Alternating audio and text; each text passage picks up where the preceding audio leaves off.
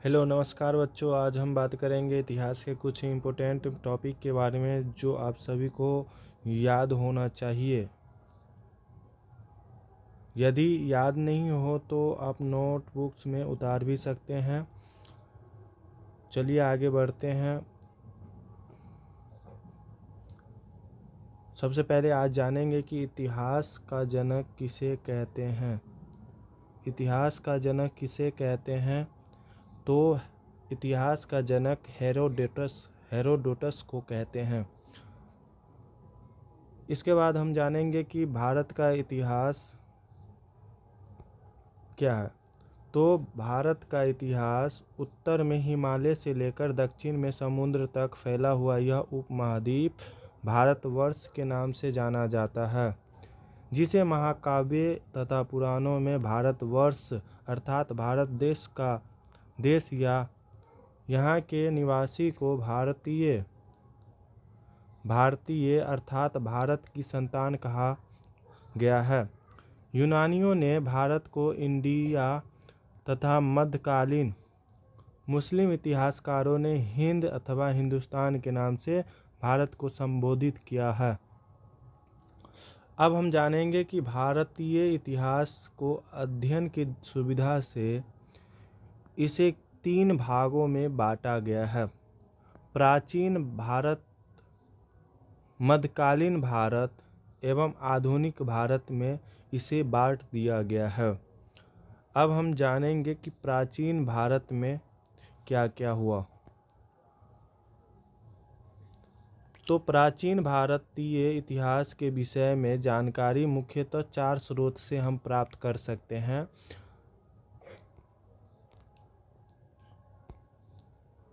पहला स्रोत है धर्म ग्रंथ, दूसरा है ऐतिहासिक ग्रंथ और तीसरा विदेशियों का विवरण हो जाएगा और चौथा हो जाएगा पुरातत्व संबंधित साक्ष्य।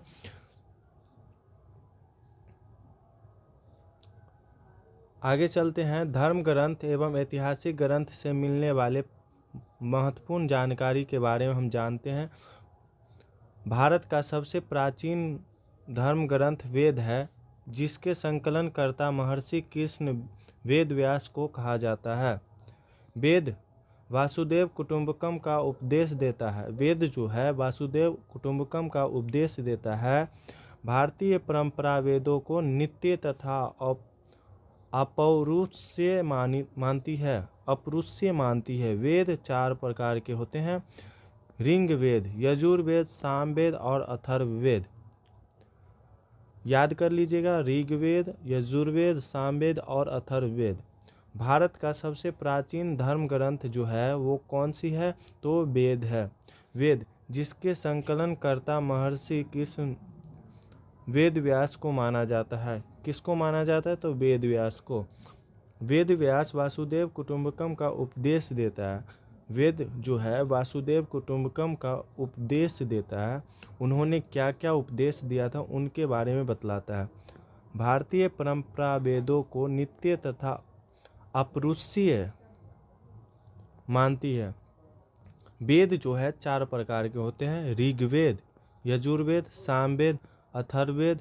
इन चारों वेदों को संहिता कहते हैं। इन चारों वेद को जो है संहिता कहते हैं। क्या कहते हैं? संहिता। ऋग्वेद ऋचाओं के क्रमबद्ध ज्ञान के संग्रह को हम ऋग्वेद कहते हैं। क्या कहते हैं? ऋचाओं के क्रमबद्ध ज्ञान के संग्रह को, मतलब संग्रह का मतलब हो गया स्टॉक, इसको हम क्या कहेंगे? ऋग्वेद कहेंगे। क्या कहेंगे? ऋग्वेद कहेंगे। आगे चलते हैं। आगे है ऋग्वेद में 10 मंडल और 1028 सूक्त एवं 10,462 ऋचाएँ हैं। ऋग्वेद में जो है 10 मंडल हैं और 1028 सूक्त है। 1028 जो है वो सूक्त है और 10,462 जो है ऋचाएँ हैं। ऋचाएँ का मतलब होता है मंत्र। ऋचाएँ का मतलब होता है मंत्र। और इस वेद की ऋचाएँ को पढ़ने वाले ऋषि को हम क्या कहते हैं? होत्र कहते हैं। क्या कहते हैं? होत्र। इस वेद से आर्य की राजनीतिक प्रणाली एवं इतिहास के बारे में जानकारी मिलती है। अब हम ऋग्वेद पढ़ेंगे तो हमें जो है राजनीतिक प्रणाली और वेद के बारे में पता चलेगा। राजनीति उस समय जो है किस प्रकार का राजनीतिक चल रहा था, इसके बारे में पता चलेगा। आगे हम चलेंगे। आगे विश्वामित्र द्वारा रचित ऋग्वेद के तीसरे मंडल में सूर्य देवता सावित्री का प्रसिद्ध गायत्री मंत्र है। इसके 9वें मंडल में देवता सोमनाथ का उल्लेख है। क्या लिखा हुआ है कि इसके तीसरे मंडल में जो है सूर्य देवता का प्रसिद्ध गायत्री मंत्र है और इसके 9वें मंडल में देवता सोमनाथ का उल्लेख है। ऋग्वेद के 8वें मंडल की हस्तलिखित ऋचाओं को खील कहा जाता है। क्या कहा जाता है? खील। चातुर्वर्ण्य समाज की कल्पना आदि स्रोत जो है ऋग्वेद के 10वें मंडल में वर्णित पुरुष सूक्त है, जिसके अनुसार 4 वर्ण ब्राह्मण, क्षत्रिय, वैश्य और शूद्र आदि पुरुष ब्राह्मण के कर्म मुख, भुजा और जांघों और चरणों से उत्पन्न हुए हैं।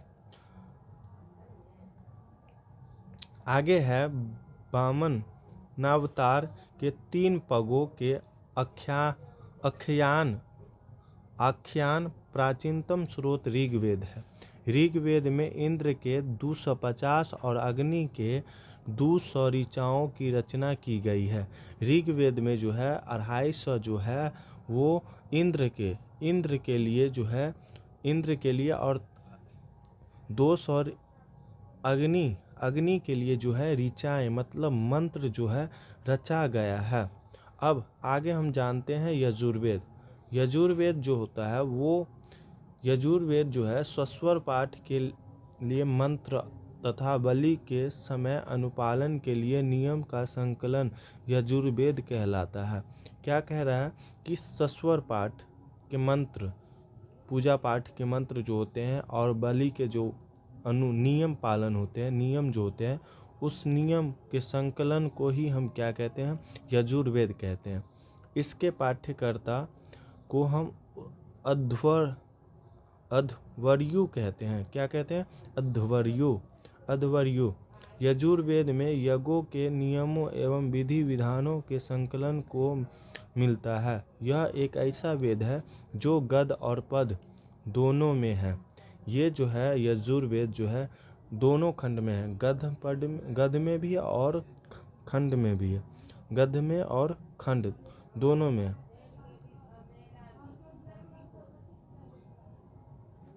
आगे हम चलते हैं। आगे है सामवेद। सामवेद जो है, साम का शाब्दिक अर्थ होता है साम का